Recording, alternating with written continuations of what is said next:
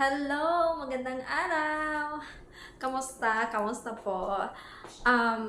It's been a long time since last akong nakapag-post ng video dito sa YouTube channel ko. Medyo na busy lang talaga. Tapos, kinapoy minti. Pagod palagi after work. So, nahirapan ako mag-adjust. Okay, so, yeah. Ang ganda po ng araw today. Yan, nandyan si Mr. Sun. So bright po sa labas. Hindi ko nga alam eh. Dito lang siguro, dito ko lang na-feel na talagang kapag tinitingnan ko yung araw, like, nagko-close talaga yung mata ko. Kasi, sobrang bright niya. Maybe sa reflection ng snow sa labas, yung mga nakatambak na snow. Kasi white nga, so grabe yung reflection. Kaya, ganyan yung mata ko.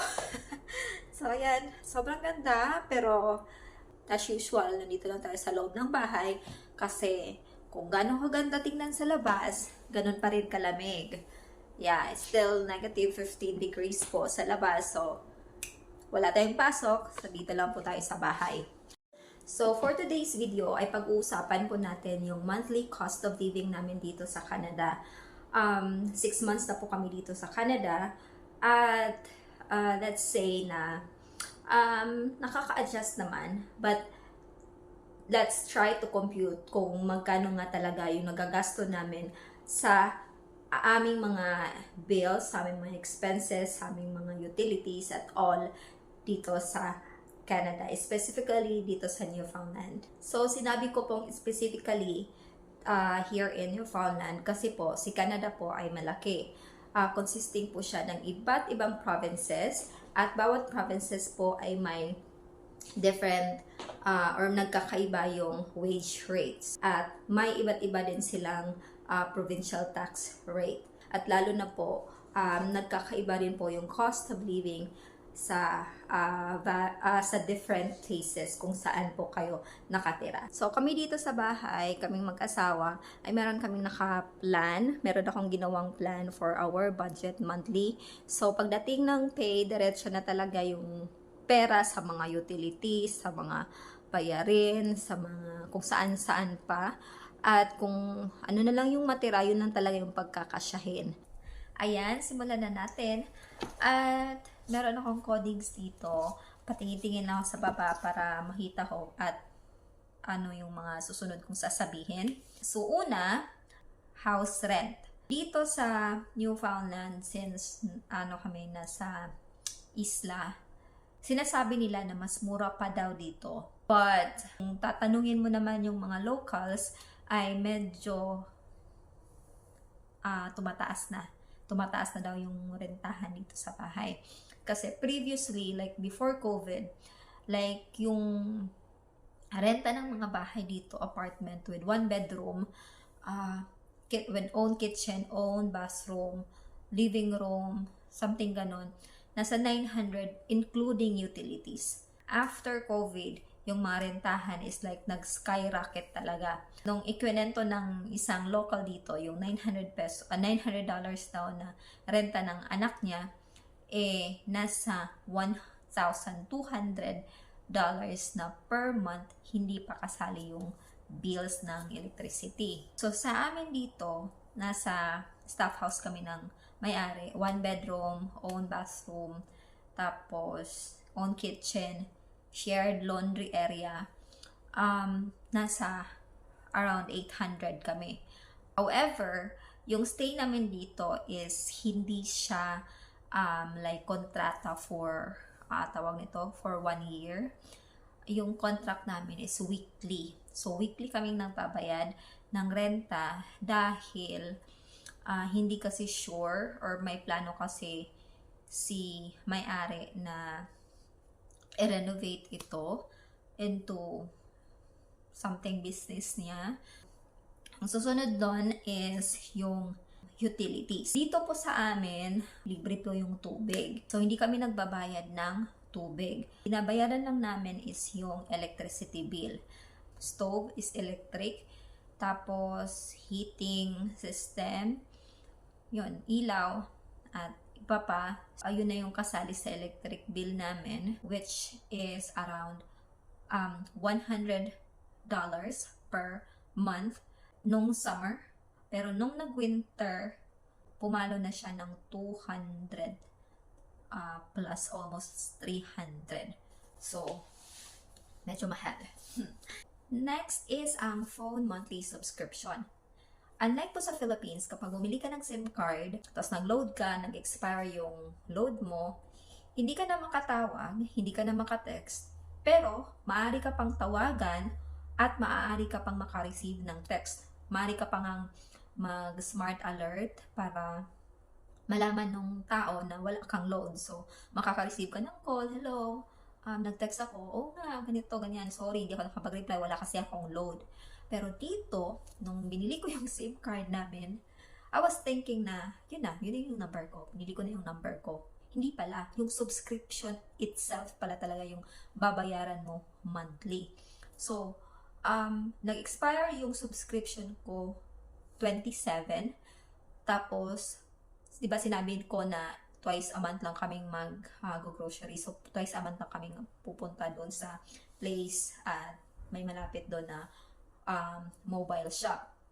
So, nung pagka-expire ng 27, 28, 29, tapos pagka-30 pa sana kami mag-grocery, yung mga araw na yon as in totally cut off. Hindi ka maka-text, hindi ka maka-tawag, hindi ka matawagan, at hindi ka rin mateksan. Ganon dito. So like, I was amazed na sabi ng tawag nito, ng admin sa trabaho ko na nagte-text daw siya, tapos hindi daw ako nagre-reply. Then like, wala akong nare-receive na text. So I tried to call, hindi ka maka-call.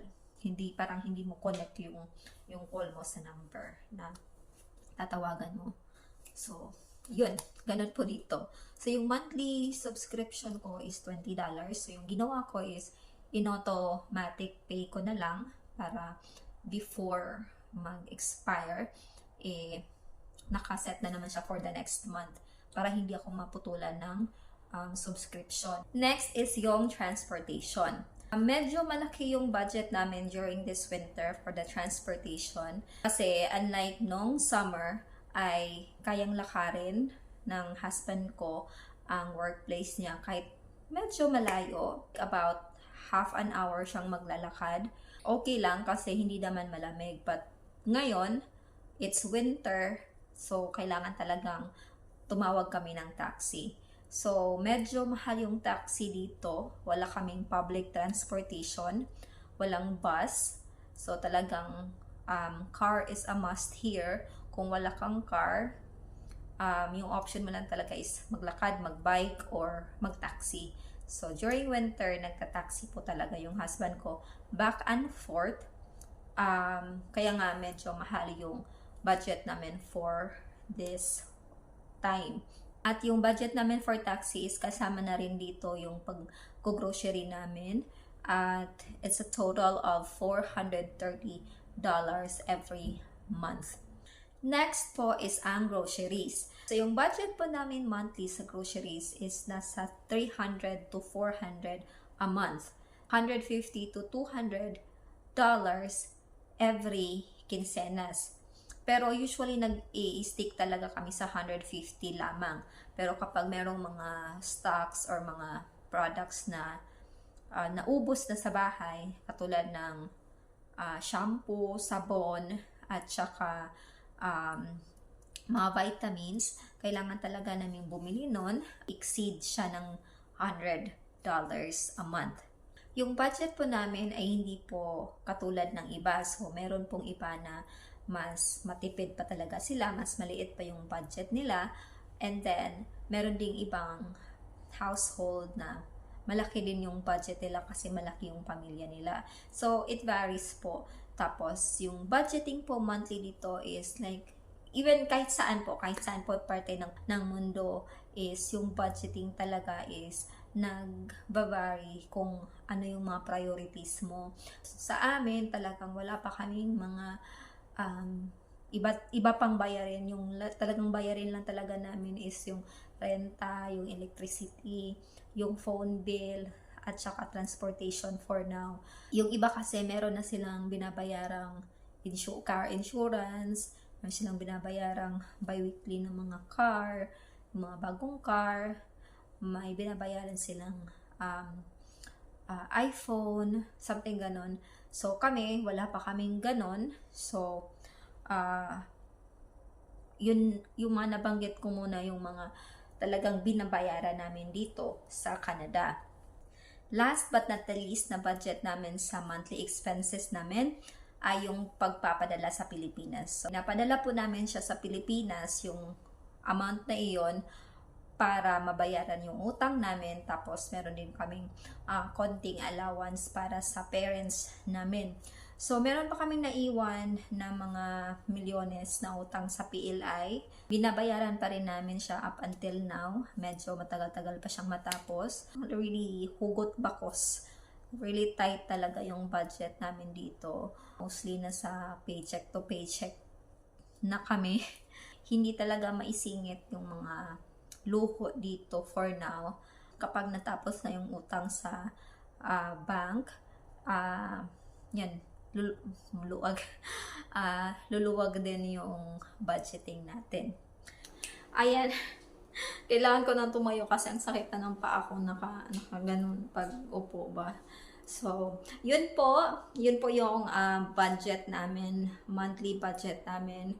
At yung total po ng monthly budget namin is nasa around 3,100 Canadian dollars. So, nasa paano ba yun? Wait lang, i-calculate ko nga kung magkano sa peso. So, kung 41 pesos yung conversion is nasa 127,000 pesos monthly yung expenses namin. So, ganun po talaga kamahal. Kasi mahal talaga. Mahal. As in mahal. Well, sabi nga ng iba is kapag nagsisimula ka dito, talagang gagapang ka talaga sa hirap. So, tiisin mo lang kahit paycheck to paycheck ka every month. So, thank you so much everyone for watching this video. At hopefully, support niyo po yung channel ko. And please do subscribe to my YouTube channel, Jam TV. At para po sa mga nagpabalak na pumunta ng Canada, manood po kayo ng mga videos tungkol sa buhay Canada. Marami pong mga vloggers na naggagawa ng content about Canada. If meron po kayong gustong malaman, you can always put a comment down below at gagawin natin ng content. Well, I think that's it. Thank you so much po for watching this video. Have a great day. Bye!